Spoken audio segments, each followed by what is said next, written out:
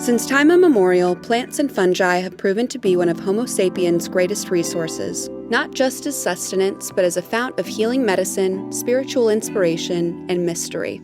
Humans do not merely utilize these species for these purposes, but are intrinsically involved in the cultural knowledge surrounding them, their domestication, and safekeeping. Imagine a world without painkillers, antibiotics, anticoagulants, anti-malarial medicines, or some chemotherapies, all of which have been either directly derived from, synthesized, or inspired by plants and fungi.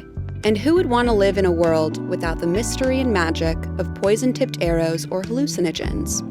In Plants of the Gods podcast, renowned ethnobotanist Dr. Mark Plotkin, who has worked in and on the Amazon for almost 4 decades studying the relationship between humans and plants, takes his listeners on an inspiring journey from the most remote corners of Amazonia to other exotic locales.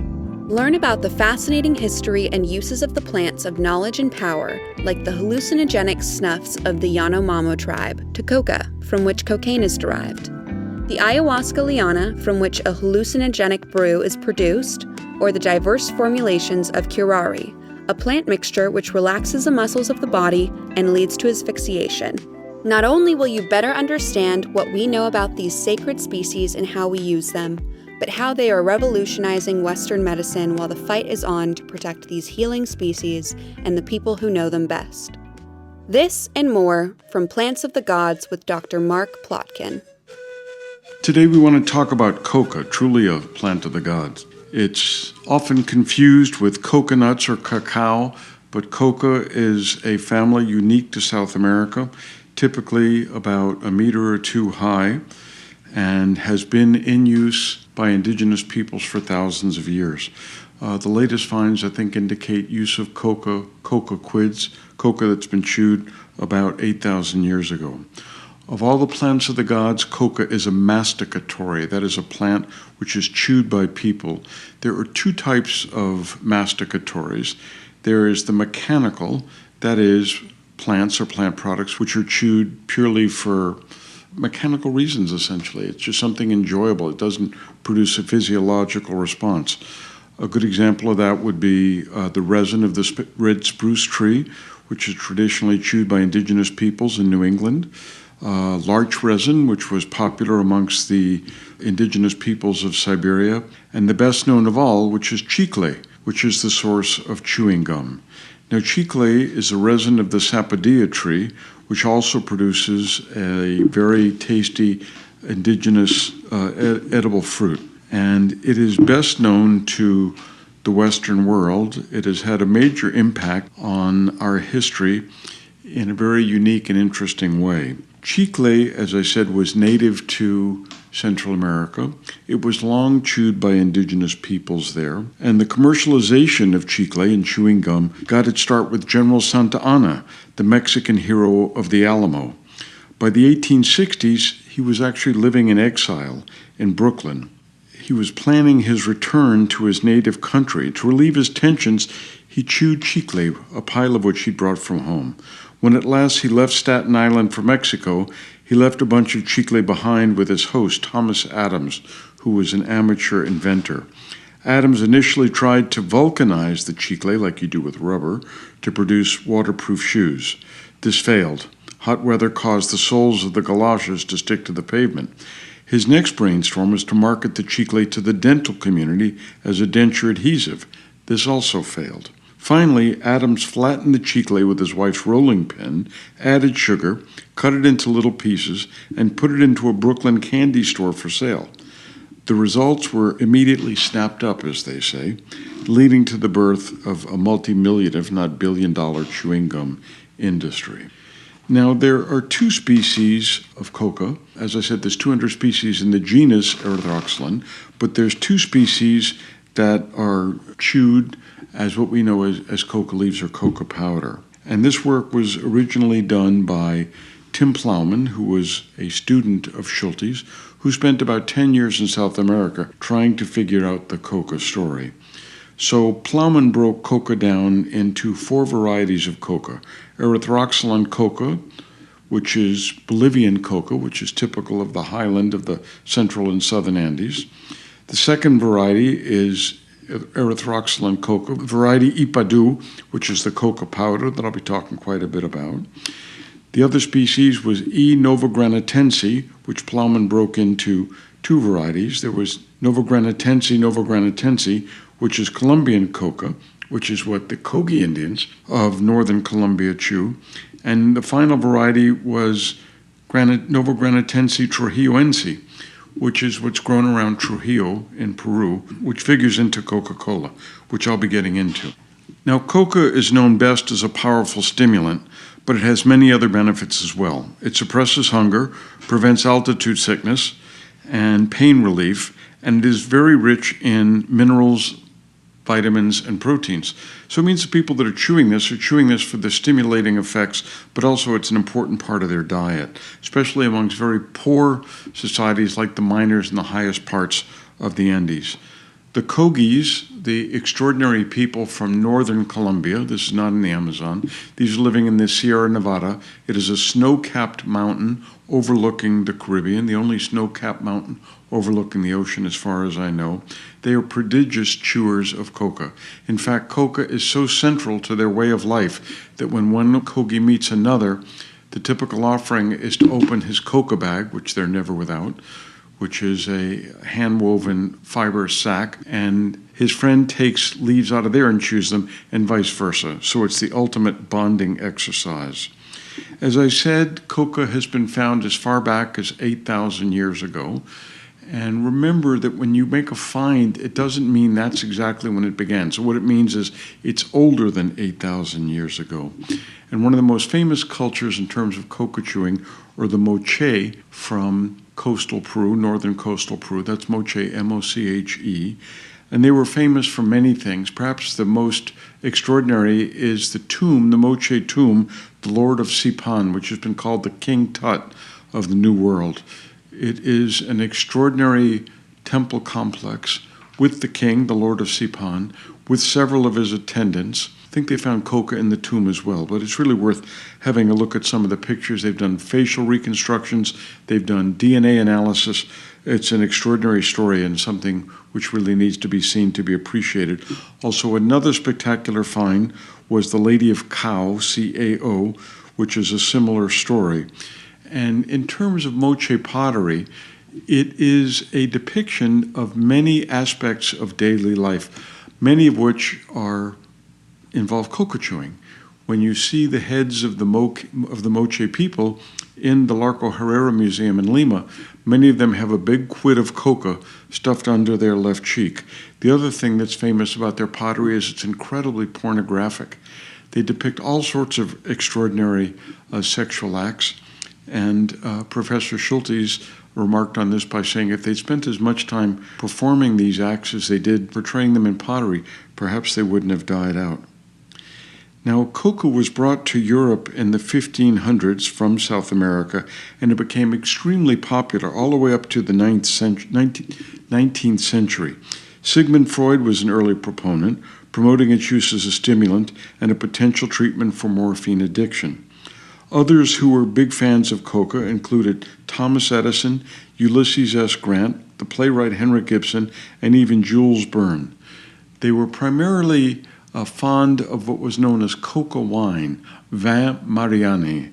This was a wine that was produced in 1844 for about 50 years, and it had coca in it. So you not only had all the benefits of drinking wine, you had the powerful kick of the stimulant, that is the extract of the coca leaf that was put in it. Another reason the coca leaf became popular is in 1886, an Atlantan druggist named John Pemberton came up with a concoction of coca leaves and cola nuts from Africa, which he called Coca-Cola. And it really is the pause that refreshes, although it doesn't refresh as much as it used to because the cocaine has been taken out of it. But a drink which had cocaine and cola nuts, which are very rich in caffeine, would definitely give you a powerful kick. However, as it became obvious that cocaine was highly addictive and therefore very dangerous, cocaine was removed from many of the tonics in which it was added. In Storyville, in my native New Orleans, the old red light district in the 1900s, it was very common to use cocaine extracts as pain reliever and for a variety of other ailments. But these are the kinds of things which, once people understood better the chemistry of what was going on, that cocaine was removed from many of these products. Interestingly enough, coca and cocaine is still produced in enormous quantities around Trujillo in northern Peru, and they take the cocaine out of it and use the rest leaf as a flavoring for Coca-Cola still. However, the drug, which is widely used in ophthalmologic surgery and in treating inoperable cancer as a painkiller, is then sold to pharmaceutical companies which distribute it with a license with a prescription. Now, the most interesting use of coca, to my mind, is that of coca powder, the so-called ipado or mambe, which you find only in the Colombian Amazon and the adjacent Peruvian Amazon. The Indians cultivate a variety of the plant, which is E. coca variety ipado, as I mentioned earlier. Of the 4 varieties are used to produce cocaine. And since most of their agriculture is carried out solely by women, proof of the extraordinary role of coca in the society of tribes like the Yucunas and Tanimocas is that this is only propagated and cultivated by men. It is exclusively grown and processed by the men of the tribe. When the leaves are ready to be harvested, which is usually after a year it was planted, the men trek to the gardens and fill these wonderful handmade baskets with the leaves amid much joking and good cheer and enormous consumption of prepared coca powder. That is what they call ipado or mambe. They then haul back to the roundhouse, what they call the maloca, the leaves of the plant, which are then toasted on a large flat clay pan or iron plate, which is also used to bake cassava bread during the day. The dried leaves are then placed in a hollowed-out tree trunk, which serves as a mortar, and pulverized with a sizable wooden club, which serves as a pestle. The rhythmic thumping of the coca being ground to a fine powder echoes through the maloca for hours every night. Meanwhile, other men burn leaves of the cecropia tree, which is added to the coca powder to provide the alkaline substance that facilitates the release of the alkaloids. Now, we talked earlier about the importance of admixture. These are plants or other compounds which are added to an arrow poison or ayahuasca or hallucinogenic snuffs, which may not be toxic or hallucinogenic in and of themselves, but they enhance the potency of the other compound, be it hallucinogenic or otherwise. Such is truly the case with coca. You need to add something to extract the alkaloid and make it more effective, more stimulating. So in the case of the Kogis in northern Colombia, they add seashells, because this is essentially calcium carbonate, which helps extract the cocaine and other compounds and makes the coca more effective. In the case of ipado, the coca powder of the Amazon, which is my favorite masticatory of all time, they add the ash of certain plants. Usually this is a cecropia member of the fig family, where they add the ash and it helps extract the compound and make it more potent. How these people discovered this complex chemistry is really beyond me, but this is yet another mystery of these plants of the gods. In these coca-chewing tribes, people use an alkaline substance to extract the alkaloid. In the case of the Kogis, since they live on the edge of the Caribbean Sea, it's seashells. In fact, seashells are sacred to the Kogis, and they're always trekking down the mountain to the sea to collect these seashells. Amongst the Kogis, seashells are a form of commerce, or a form of money almost, or a very important part of their sacred offerings, whereas in the Amazon, where they're chewing ipado, where there are no seashells, they're using the leaves of the cecropia tree, which not only facilitates the release of the alkaloids, it also gives it a particular flavor. There are several other plants they add to fortify the effects of the ipado or imbue a certain flavor. The most important of these is peruma, which is a tree of the Moraceae, the fig family, and it's said to amplify the strength and improve the flavor of the coca powder. And when you sit around the maloca at night and all of the men are chewing the coca powder. There are endless discussions about which coca powder is the best, which additives are the best, which flavors are the best, which varieties produce the best buzz, essentially. And it is stored in a hollowed-out calabash, or more commonly these days, a plastic container with a tight-fitting lid. Throughout the day, the container is seldom outside the reach of its owner. When you see Yukuna men hunting, or you see them in the gardens helping their wives, they always have that container with them. And every time they feel the need, they use the spoon, or in really traditional communities, they use a leg bone of a tapir, this is a big forest mammal, as a spatula to scoop out the powder and place it between the cheek and the gum. Unlike the coca leaf, which is prized by the Andean cultures and the Kogis in northern Colombia, the ipado is not chewed, but it's gradually allowed to dissolve and be swallowed, at which point the user takes the scoop. Now, it's a real art to learn how to do this, because when you put the ipado in your mouth, it's a very fine powder. So people inhale, suck it down into their lungs, choke, spit it out, pour this nasty stuff all over the front of their shirt. The stain is very difficult to get out, and I speak from experience. But when you learn how to do it, it truly is a plant of the gods, which gives you a lovely feeling, which allows you to talk through the night, which suppresses your hunger, which is just, in my mind, the greatest stimulant in the world. To purchase Dr. Mark Plotkin's new book, The Amazon, What Everyone Needs to Know, or his first book, Tales of a Shaman's Apprentice, visit your local bookseller or order from Amazon.com. From a botanical perspective, coca is a member of the family Erythroxylaceae, which has 4 genera. One of those genera is Erythroxylum. Erythroxylum has about 200 species, 2 of which, 4 varieties of these 2 species, produce what we think of as coca or coca powder or coca leaves.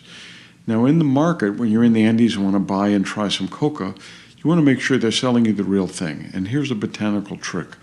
Coca leaves have an almost unique characteristic. They have what are called vernal lines.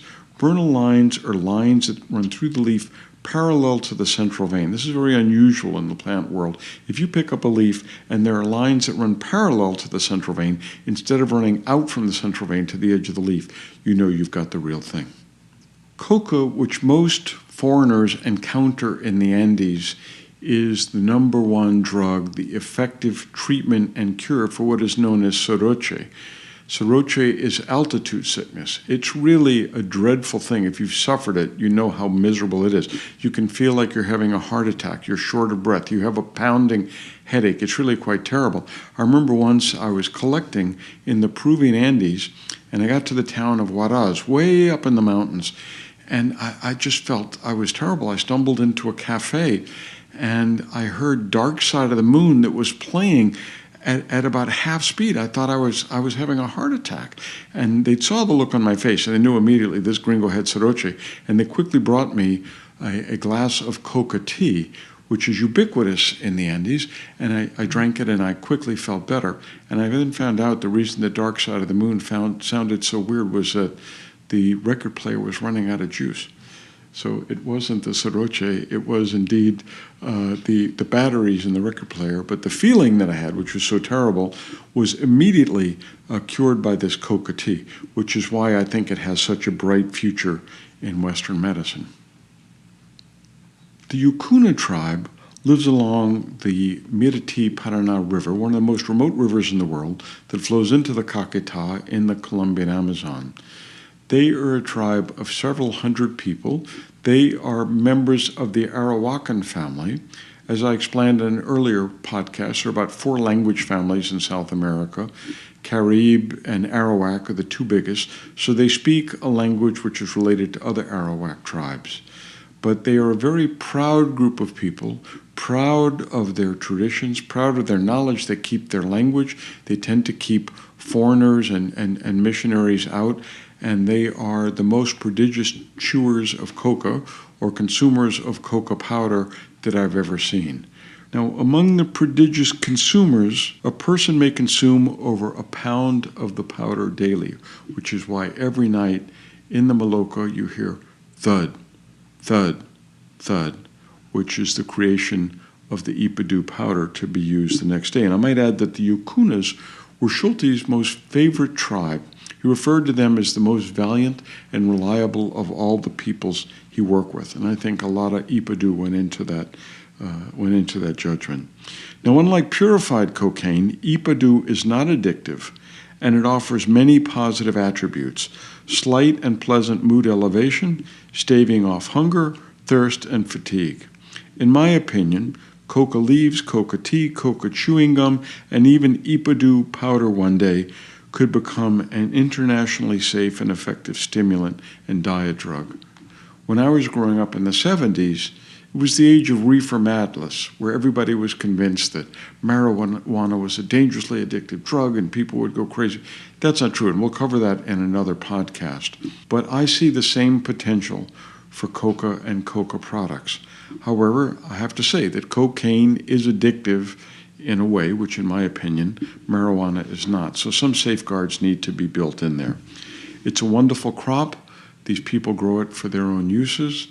And I think encouraging them to expand the cultivation of coca, if it's done in a sustainable way, and doesn't involve processing, which involves dumping all sorts of nasty chemicals into the rivers, is a potential crop of the future, but only if it can be carefully controlled, only if the indigenous peoples and the peasants, the campesinos, the caboclos, can benefit first and foremost, only if it doesn't involve destruction of further forest, and with the understanding that cocaine is a dangerous and addictive drug. To the Indians living a traditional lifestyle, coca is employed to facilitate conservation, conversation, and bind the community together, both to protect the culture in the forest, to cure, and to give offerings to the nature spirits. For much of the past half-century, because of its ready conversion to cocaine, coca has been much more of a curse than a blessing outside of its ritual context. Violence, death, deforestation, pollution, and corruption have all flowed from the murderous cocaine trade. Perhaps some of the lessons learned from the increasingly widespread legalization of marijuana in many countries might help us one day pursue a similar positive path with coca in its native form. In the meantime, the traditional use of coca by its traditional users should be celebrated and protected. The bottom line here is that coca used in its traditional cultural setting is a plant of the gods, which only benefits humanity. But it's when we take these things out of the ritual setting, the ritual context, the ritual preparation, and abuse them, we once again pay a real price. So coca, like ayahuasca, can heal and it can hurt. It can be good for the indigenous peoples, it'd be good for the rainforest, it'd be good for all of us with the proper respect and utilization. Once more, we have to look to our indigenous colleagues to find out how to properly use this plant of the god, how to properly process this plant of the god, to make sure that this sacred plant can benefit them and us. If we don't listen to our indigenous colleagues, we pay a real price. This has been Plants of the Gods, Healing, Culture, and Conservation with Dr. Mark Plotkin. Stay tuned for more stories about shamans, hallucinogens, entheogens, unique religious and cultural histories, and rainforest adventures and cures. If you enjoyed this episode, please recommend us to your friends and rate and review on iTunes. To learn more about the mystery and splendor of the Amazon rainforest, find Dr. Plotkin's latest book, The Amazon: What Everyone Needs to Know, on Amazon.com or your local bookstore. If you have any questions about today's episode, direct message us on our Twitter or Instagram at Doc Mark Plotkin or Facebook Plants of the Gods Pod, and the questions will be answered by me.